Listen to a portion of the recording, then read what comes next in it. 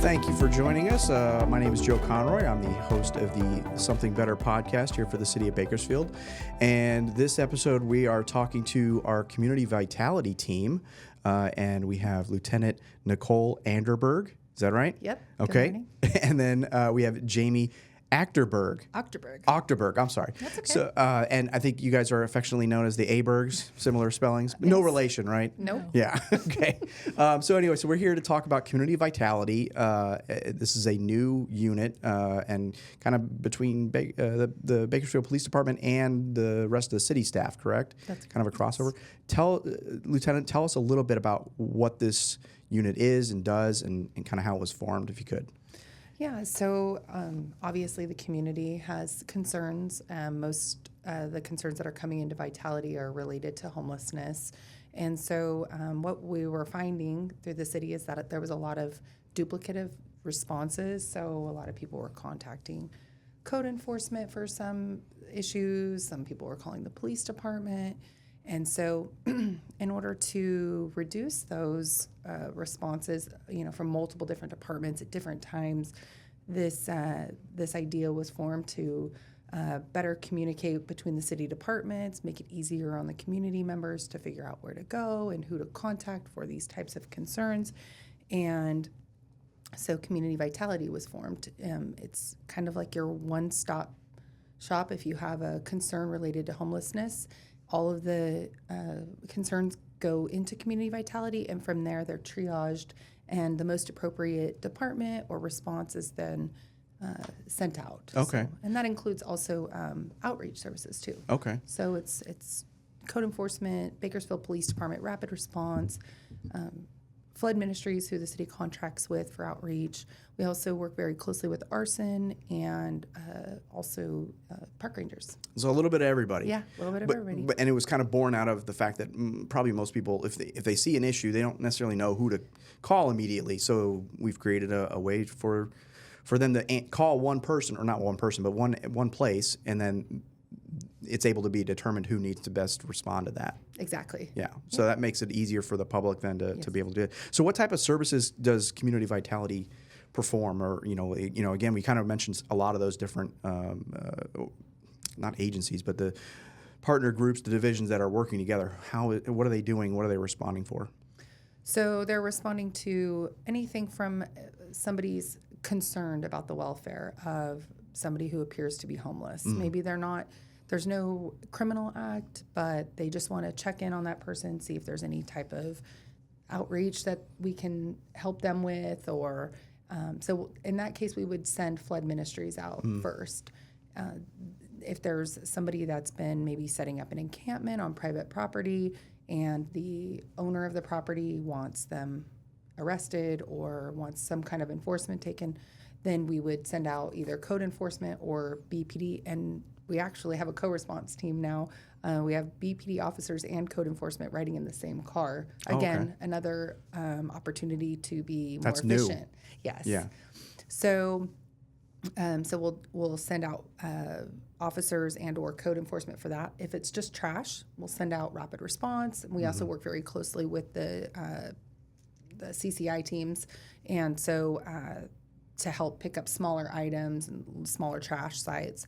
So those are the types of things that we'll send people out for. Also, if the community has anybody that's loitering, refusing to leave, those types of things, maybe it's in public, we'll usually try to send flood ministries out first to try to offer services if it's appropriate, if there's no danger to the public, there's no weapons, anything like that, then we'll send out flood ministries. But if there is some element that maybe the community member is concerned about safety or something that raises a flag with us, then we'll send police out first. Okay.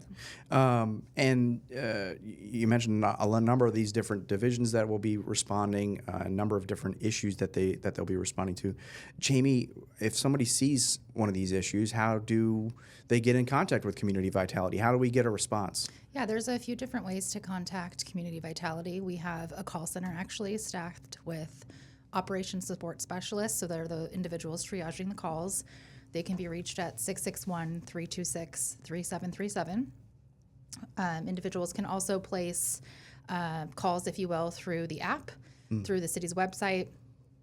and through Email. I'm sorry, communityvitality@bakersfieldcity.us. Yeah, and the app is a big one. I know I always talk about the app because we get really great response for pretty much anything. I mean, we got potholes and encampments and Right. graffiti and all sorts of stuff. Every time I do it, that stuff's responded to really quickly. So I can't promote that. Excuse me, I can't promote the app enough. And so I'm sure the same for you guys. And the way, if folks don't know, the way the app works is we receive a report. It kind of goes into a centralized system, and then it gets meted out to the appropriate department or division to respond. So whether it's a pothole or it's an encampment or an arson issue, something like that, it gets figured out, and then it goes to the appropriate people, and then they respond. And it's very quick. I can tell you that just from experience, we have a very good response there. Do you have any stats on community vitality, on kind of what you guys have done so far, I guess you guys have been around for about a year or so? Yeah, it's been Maybe since, less? Yeah, a little bit longer actually. Okay. I think it went live in October of 2023. Oh, okay. So just over a year. Yes. Year So, and a half. I came into the unit in April of 2024. So it's been about a year for me being in the unit, and it's really evolved into just very efficient way of, like I said earlier, communicating with the different departments, and we're getting out there for sure. So on a monthly basis, we answer anywhere from about 1,000 to 1,300 calls approximately. Wow. So we're working really closely with the Bakersfield Police Department Communication Center, and we're getting calls transferred to our call center. And when we're not available, because right now we're Monday through Friday, 8 to 5 p.m. Okay. So when we're not available, we've worked out a system with the BPD Comm Center, and then they'll enter calls for us. But in the, during the daytime, we're communicating with them, and we're answering calls on our own, and we're entering calls, and so yeah, we're pretty busy with making sure that all those anywhere from 1,000 to 1,300 calls go to the right people. So that's a lot of calls in a month. How many people do you guys have in Community Vitality working on this on these responses?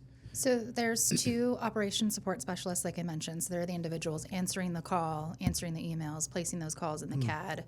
And we have a call center supervisor, and then we have a grant-funded position, actually, who's taking the lead on some intensive case management services that we're offering. And when somebody reaches out, whether it's through the app or the email or a phone call, do they get any kind of, I'll say, follow-up or a response, like that they know that this has been taken care of or at least been heard? Yeah, that's definitely one thing we're working on right now, just in terms of, making sure that we follow up. It is very important for us to do that. So we worked out some kinks, and, it's a growing unit, but that is definitely one of our priorities, is to make sure that the community member who contacted us gets a follow-up. So, Okay, yeah. Very good. And are there any future plans for Community Vitality, any kind of growth or kind of what you guys are looking at as you move forward, or as this program continues? Yeah, so right now we're actually in the middle of, coordinating a remodel at our building right now. So Like of the building? Yes. Oh, okay. So and that takes a lot of work to coordination. So right now where we're at is 3737 Stockdale Highway. It's not open to the public, but it is serving as a hub for lots of different, or a few different city departments, excuse me. So right now we have Community Vitality out there already. We have the arson investigators from the fire department are out there. The park rangers are out there, and the plan is, and the future goal is to have Impact, the Bakersfield Police Department Impact team, who works very closely with Community Vitality, also move out there. And so you have like this central hub of community departments that are sharing walls with each other. And it's what we found specifically with the Rangers and with arson is that our communication has just really improved, and we're helping each other out with cases, and just really we have that access to each other because we're right there. We're not spread apart, throughout the city. And so we're really looking forward to hopefully moving Impact out there. Just for everybody's knowledge, the Bakersfield Police Department Impact Unit is a team of 26 officers that are assigned to handle quality of life issues. Those issues, sometimes a majority of them are homelessness related. And so on each, these 26 officers are split up into 4 teams. They work from 6 a.m. to 1 a.m., 7 days a week. In each one of these teams, we have a mental health professional riding along with our officers directly in the car, and we also have a code enforcement officer riding in the car as well. Why is that important?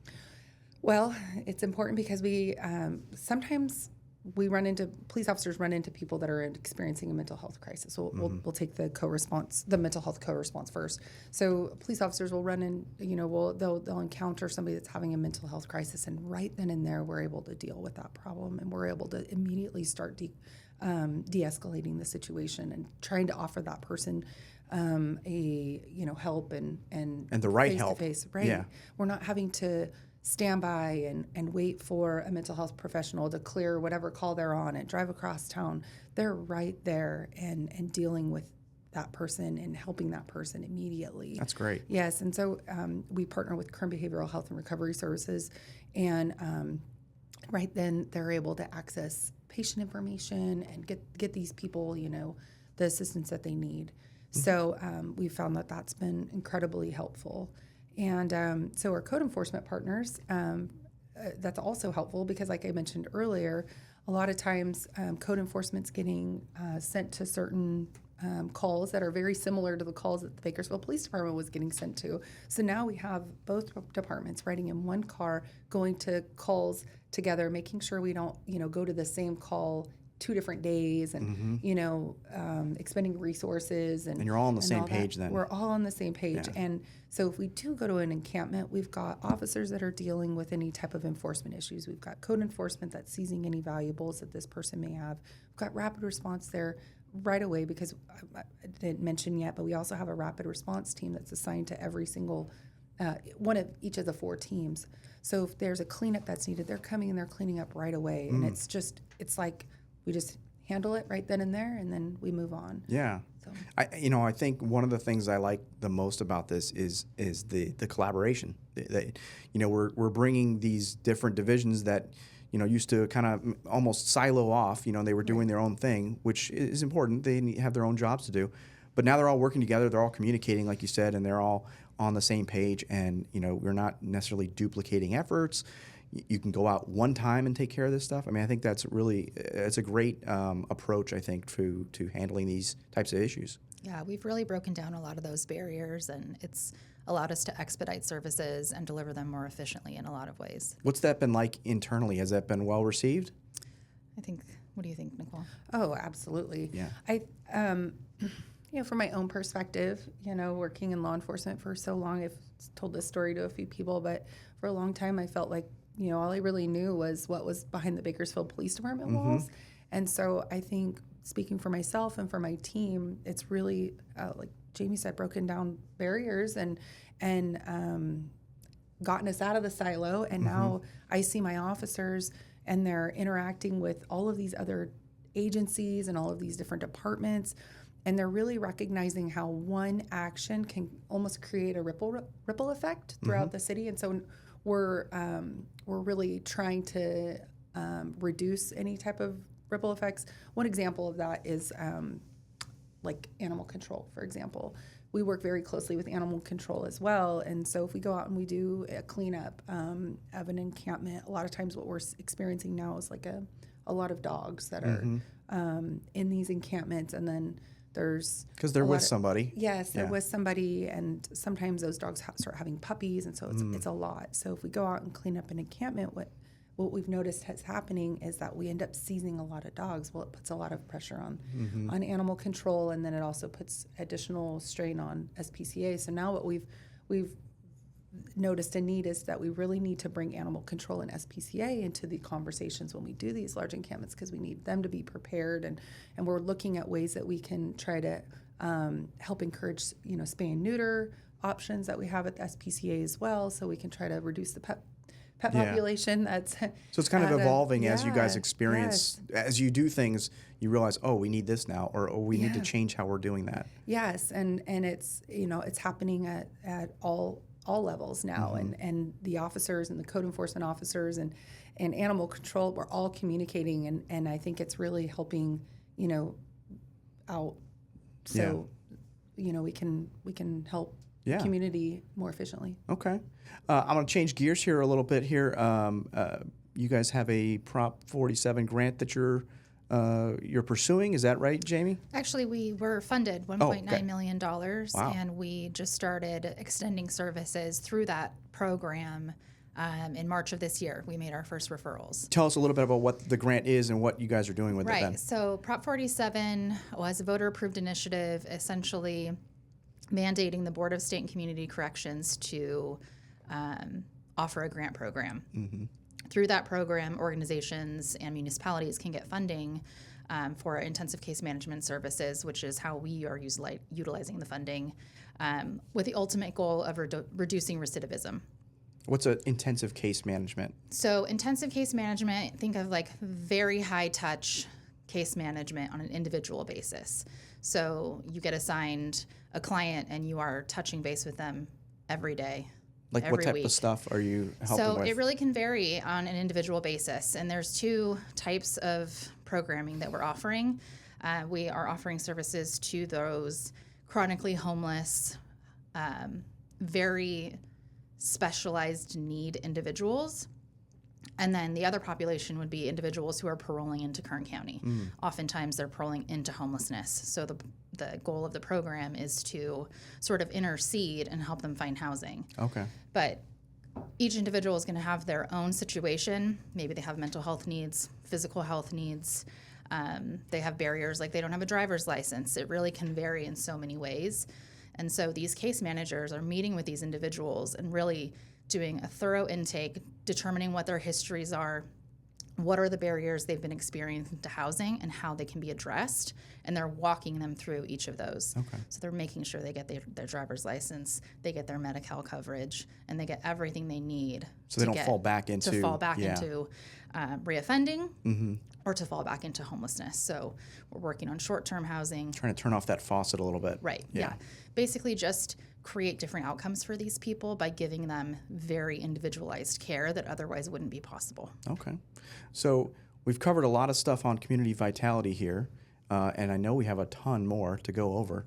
So for the first time, we're actually going to do a 2-part episode here. So we're going to wrap things up for this episode. And I thank you guys for being here today to talk about this stuff. And then for those of you listening, please do make sure that you like our podcast wherever you're listening. Subscribe so you don't miss the episodes. And then be sure to come back for part 2 here with our community vitality unit. And that will be in the next week or so. So again, thank you, ladies, for coming in and talking to us. And hope you have a good rest of your day. Thanks, Joe. Thank you.